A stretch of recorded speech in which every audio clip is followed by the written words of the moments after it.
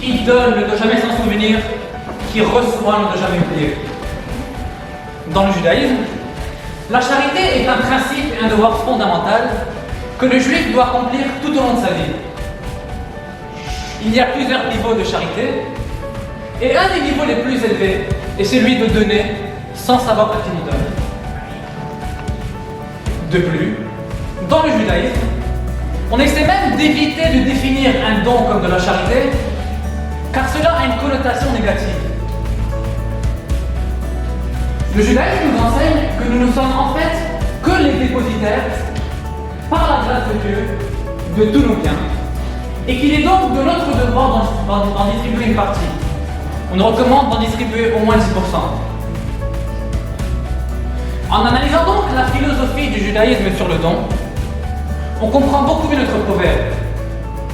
En effet, celui qui donne ne doit jamais s'en souvenir, car, d'une part, il ne doit pas s'enorgueillir puisqu'il n'a fait que redistribuer une petite partie de ce que Dieu lui a donné, et d'autre part, il ne doit pas voir son geste comme lui donnant un statut supérieur, en pensant que celui à qui il l'a donné lui donne de l'honneur, des faveurs ou autre.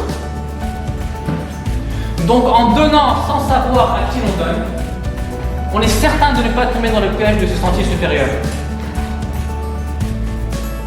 La deuxième partie du proverbe adresse une autre qualité mise de l'avant dans le judaïsme, soit celle de la reconnaissance.